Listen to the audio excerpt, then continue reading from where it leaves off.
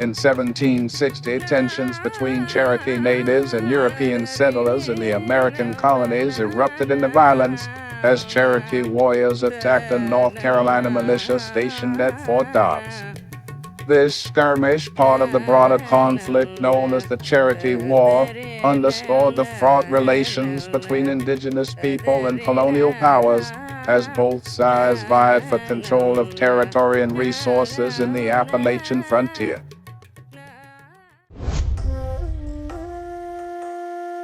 The year 1761 marked a turning point in relations between the Cherokee Indians and the colony of Virginia as a peace treaty was signed, bringing an end to the Anglo-Cherokee War. This landmark agreement, negotiated with the assistance of colonial officials and Cherokee leaders, sought to resolve long-standing grievances and establish peaceful coexistence between the two parties. The Peace Treaty of 1761 provided a foundation for future diplomatic relations and trade agreements between the Cherokee Nation and the colonial authorities. In 1762, the town of Charlottesville, Virginia was founded, marking the beginning of a new chapter in colonial settlement and urban development.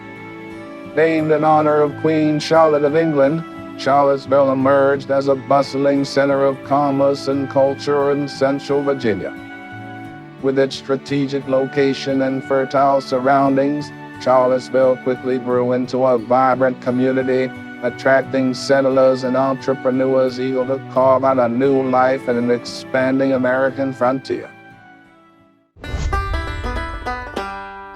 In 1763, King George III of Great Britain issued the Royal Proclamation of 1763, a landmark decree that sought to regulate and limit the westward expansion of the American colonies.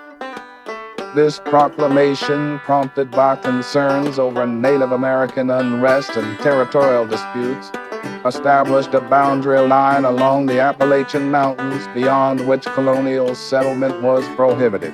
The Royal Proclamation of 1763, while intended to stabilize colonial relations with indigenous people, sparked widespread resentment among American colonists who viewed it as an unjust restriction on their territorial aspirations and economic opportunities.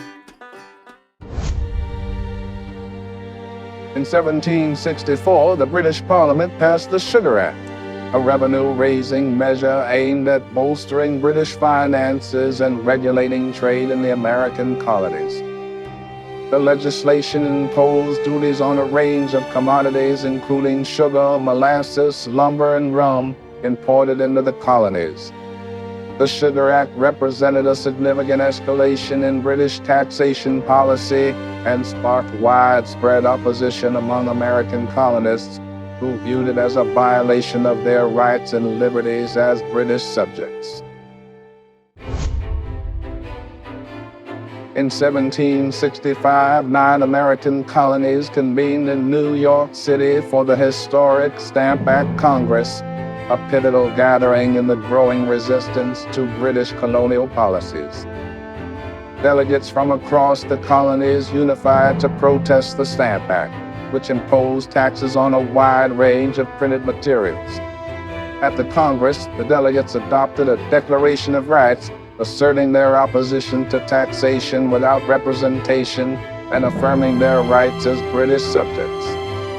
The Stamp Act Congress marked a significant moment of colonial solidarity and resistance, laying the groundwork for future challenges to British authority in America.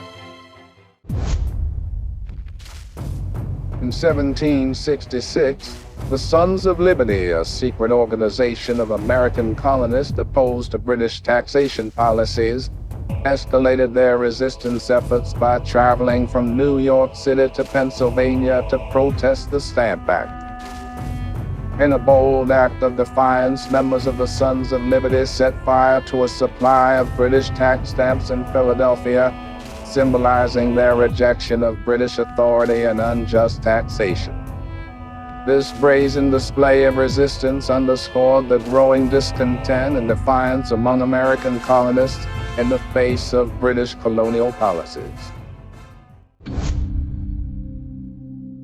In 1767, Boston merchants gathered at Faneuil Hall to voice their opposition to the taxes imposed by Great Britain on American goods and to launch one of the first Buy American campaigns. Faced with mounting financial burdens and restrictions on trade, colonial merchants rallied together to promote the purchase of locally produced goods and boycott British imports. The meeting at Faneuil Hall symbolized the growing spirit of resistance and economic independence among American colonists, laying the groundwork for future efforts to assert colonial autonomy and economic self-sufficiency. In 1768, tensions between British troops and American colonies escalated as the British Army's 29th Infantry Regiment arrived in Boston Harbor, joining 3 other regiments stationed in the city. This militarization of Boston marked a significant escalation in the colonial crisis, as British authorities sought to assert control and suppress growing dissent among the colonists.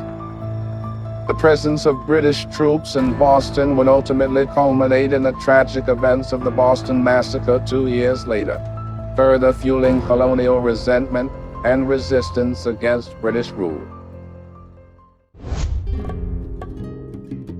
In 1769, José de Gálvez, a Spanish colonial administrator, initiated a mission to establish a Spanish presence in California by sending missionaries to establish missions at San Diego and Monterey. This ambitious endeavor, known as the Spanish colonization of California, aimed to extend Spanish influence and convert indigenous populations to Christianity. The establishment of missions at San Diego and Monterey marked the beginning of Spanish colonialization in California, laying the foundation for the cultural and economic transformation of the region under Spanish rule. Thank you for watching. Be sure to like this video and subscribe to this channel to join our burgeoning community of American history lovers. I encourage you to share your historical insights and experiences with others in the comment section below. They are always welcome, always respected, and always appreciated. Thank you again.